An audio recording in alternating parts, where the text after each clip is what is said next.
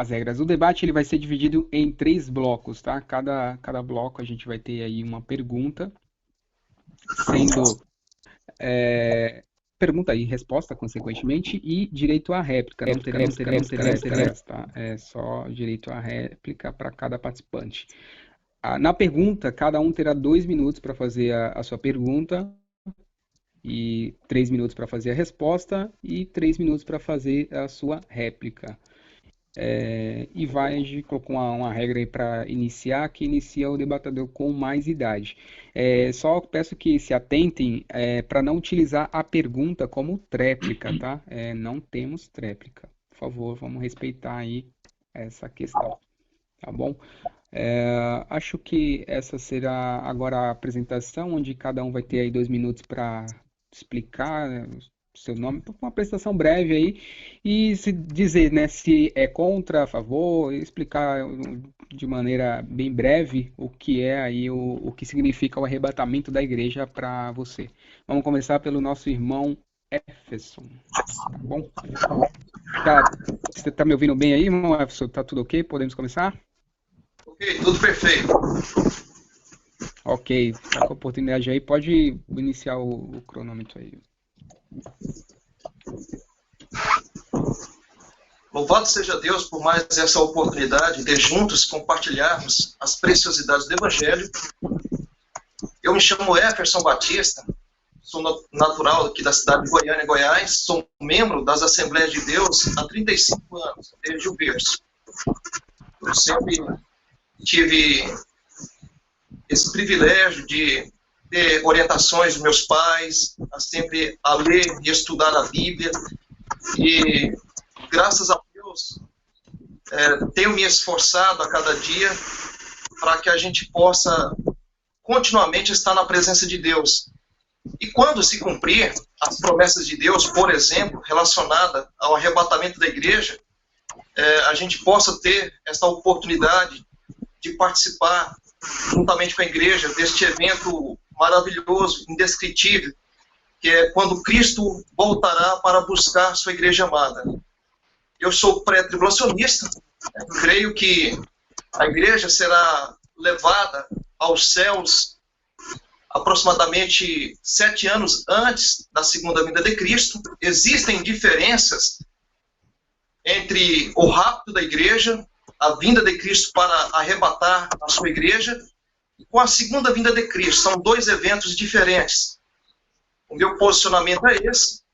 Estarei defendendo que a igreja será levada aos céus antes da segunda vinda de Cristo, que tem o propósito de trabalhar e tratar com Israel, aonde Cristo voltará para resgatar e auxiliar o seu povo, estabelecendo o seu reino messiânico sobre a terra.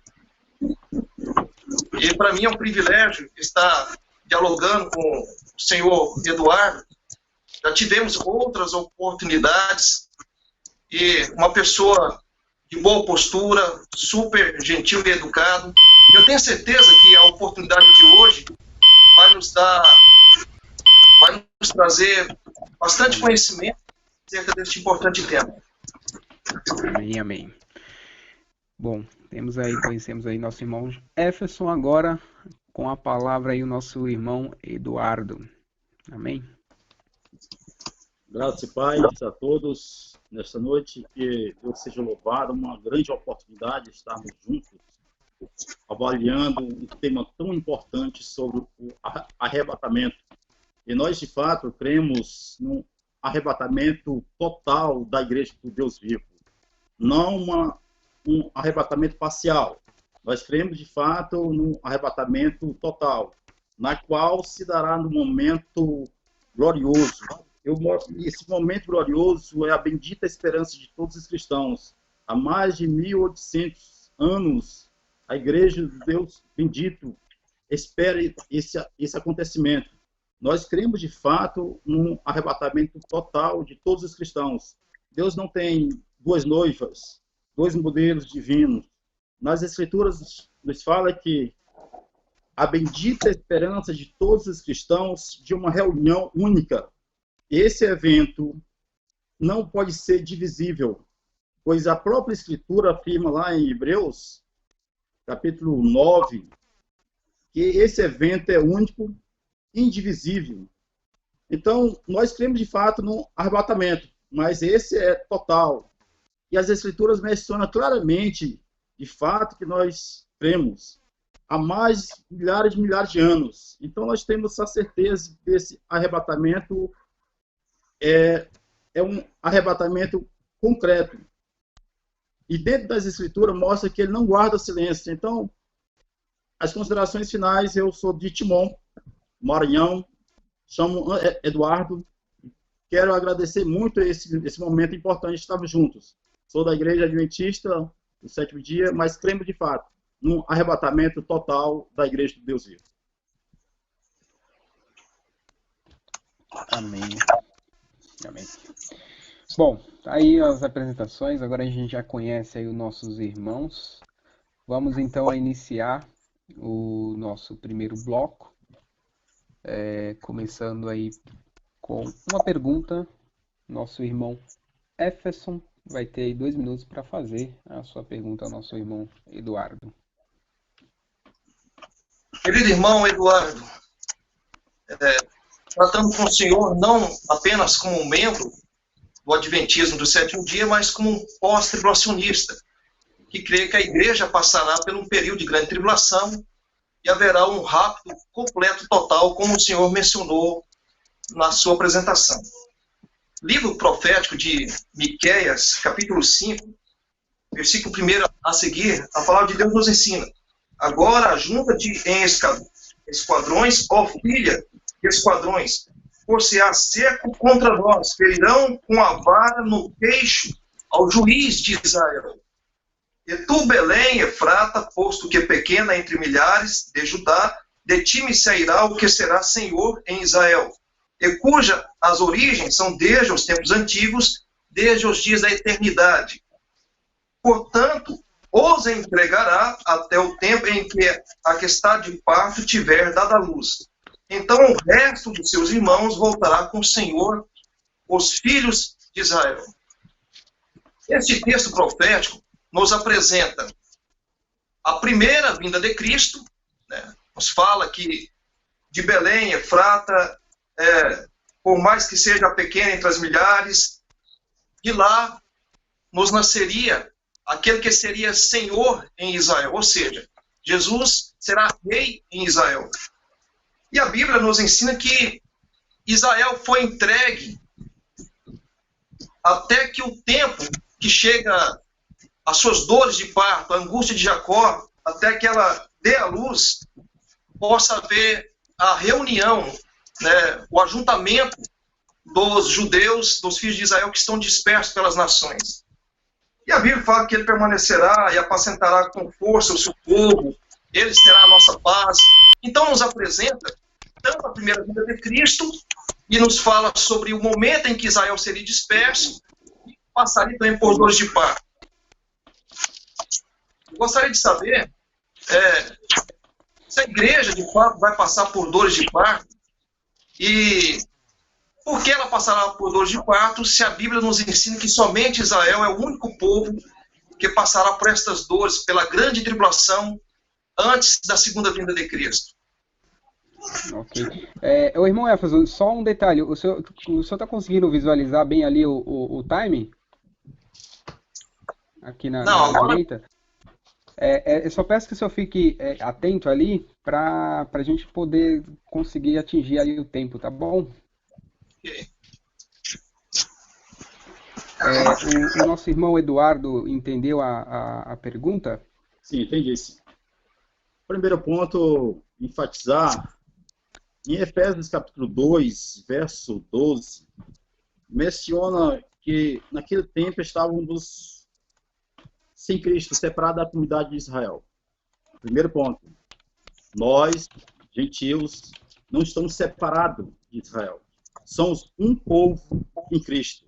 Em Gálatas 3, verso 28, diz claramente que somos um povo único, indivisível, na qual não há dois planos de salvação, dois planos e métodos de salvação, na qual não há um plano específico nas Escrituras para a igreja e para Israel. As Escrituras mencionam que somos um povo da estrutura temática.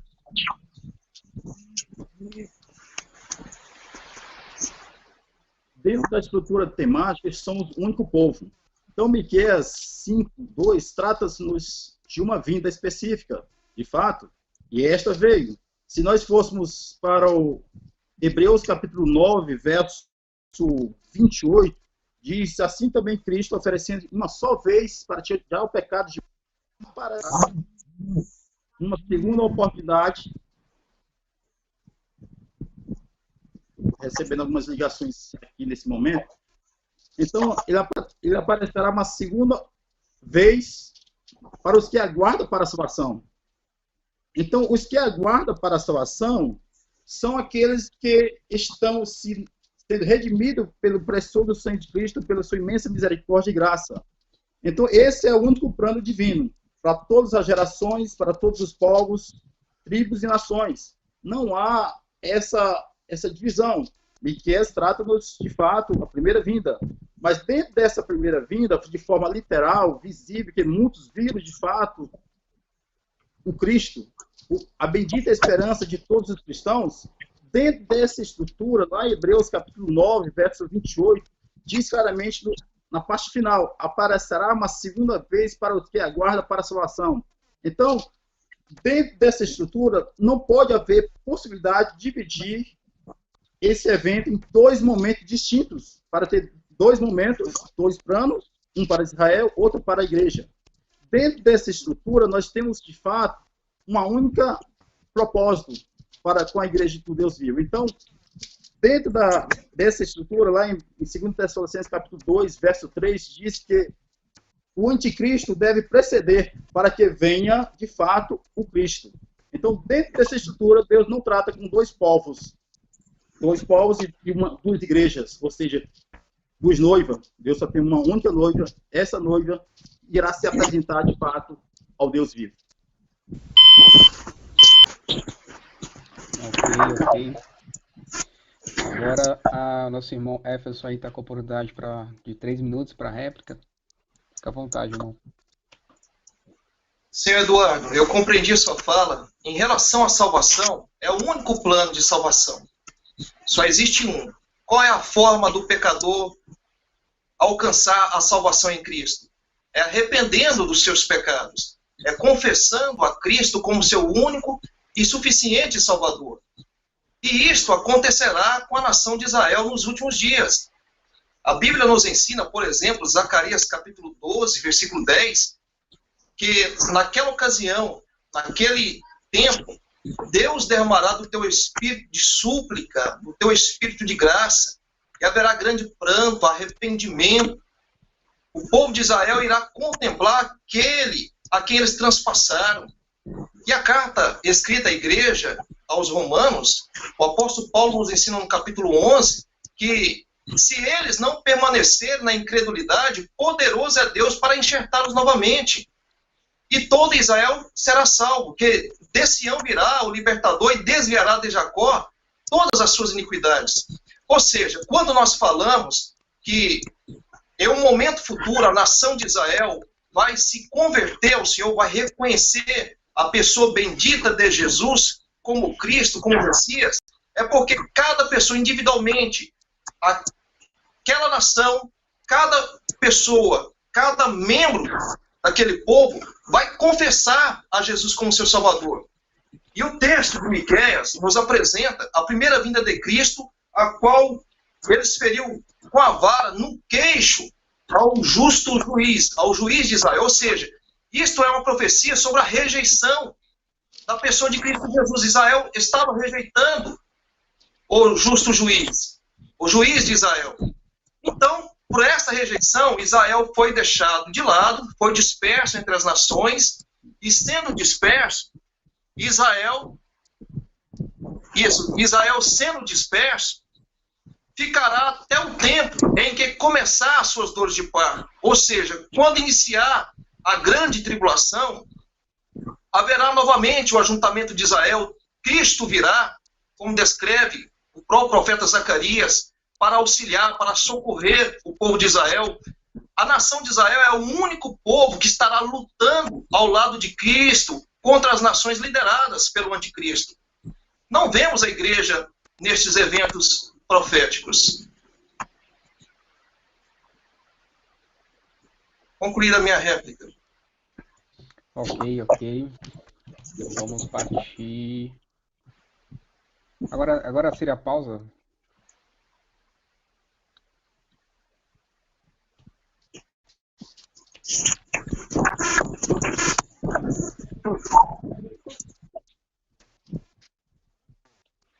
A réplica. A minha réplica, não? Não, agora a gente vai. Agora é a pergunta do Eduardo, isso mesmo. A réplica, não? Não. O primeiro bloco, ele é composto de uma pergunta, uma resposta e uma réplica. Não tem direito à tréplica, né? Na verdade, o Eduardo agora seria uma tréplica, porém a gente não tem a tréplica, tá? Agora é a sua pergunta que você vai fazer para o irmão Éfeson. Tem 2 minutos. Éfeson Batista, segundo a visão de muitos hoje, a partir do século XIX, mais de 1800 anos depois da grande esperança de muitos cristãos que criam de fato numa vida literal absoluta dentro das Escrituras, de forma visível, que aparecerá um sinal do Filho do Homem nas nuvens do céu, dando a entender uma literalidade do evento da segunda vinda de Cristo nas Escrituras. De tal forma que o próprio Cristo, em Atos capítulo 1, verso 11, diz que virá da mesma forma que Cristo subir. E Apocalipse capítulo 1, verso 7, menciona que ele virá nas nuvens dos céus e todo olho o verão, de fato, até aqueles que transpassaram. E Mateus 26, verso 62, menciona que o próprio personagem que o crucificou viria de fato nessa vinda. Baseado em Hebreus capítulo 9, verso 28, tem 2 vindas específicas, a primeira vinda e a segunda vinda. E a segunda vinda será uma segunda vinda para os que aguardam para a salvação. Agora eu lhe pergunto, meu santo, doutor, em que texto há, de fato, a segunda vida dividida em 2 eventos distintos? Aonde está a base para tal entendimento, para entender que a segunda vinda pode dividir-se em 2 eventos distintos? Um para Israel e o outro para a igreja. Aonde está firmado essa declaração de 2 eventos distintos nas Escrituras, como uma segunda vinda? Um secreto e o outro visível. Essa é a minha pergunta, meu santo do Altíssimo. Agora nosso irmão Éfeson aí com 3 minutos para a resposta. Compreendi a sua pergunta, senhor Eduardo. Bem, o próprio texto que nós iniciamos o nosso diálogo, Miqueias capítulo 2, nos fala sobre a primeira e a segunda vinda de Cristo. Vamos conferir?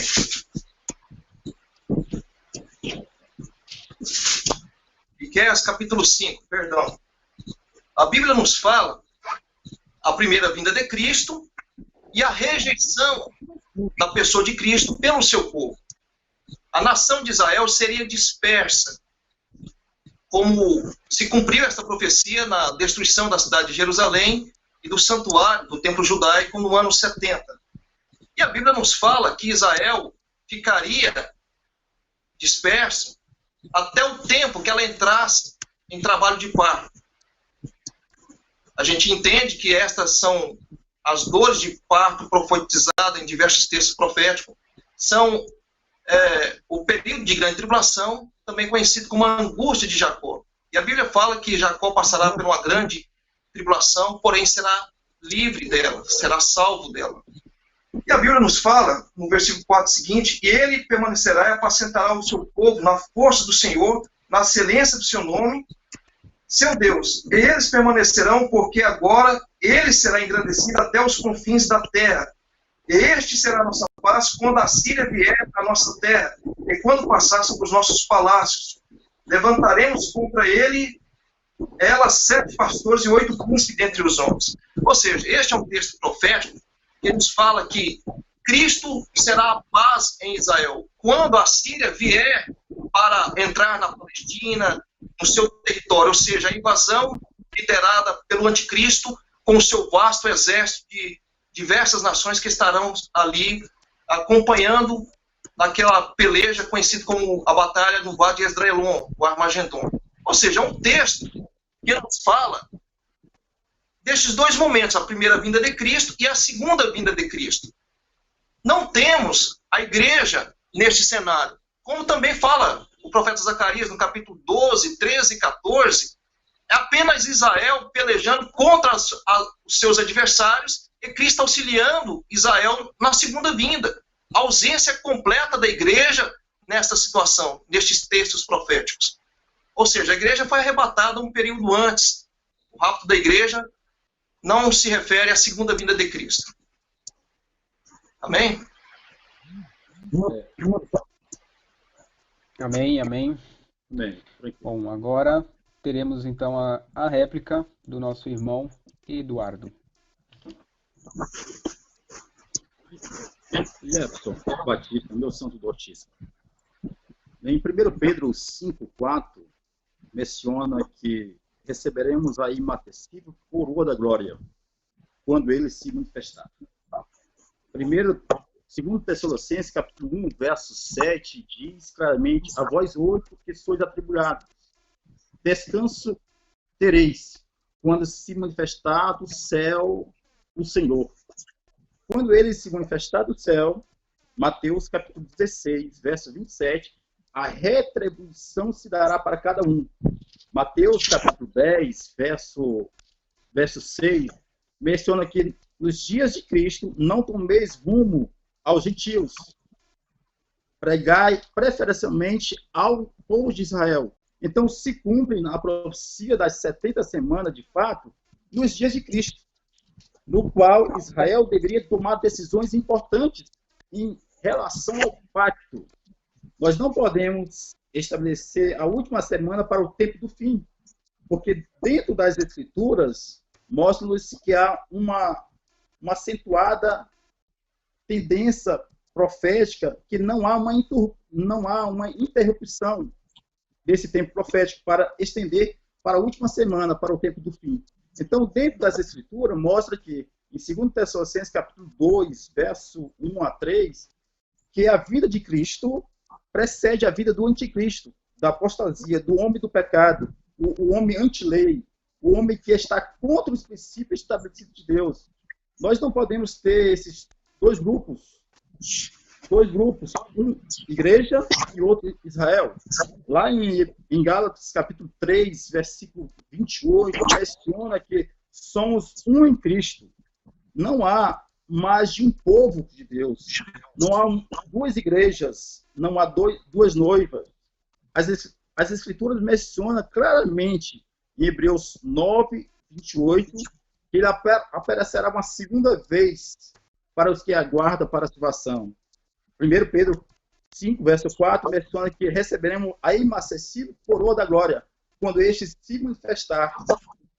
E Mateus 16, verso 27, menciona claramente que a retribuição se dará na volta de Cristo. Portanto, meu querido, lá em Tito, capítulo 2, verso 13, é a grande esperança de todos os cristãos, quando Cristo se manifestar nas nuvens dos céus, de forma visível. Mateus 24, 31, 32, Isaías, capítulo 25, verso 9, menciona o grupo dos salvos, a quem nós aguardamos, de fato, a bendita esperança de Cristo Jesus.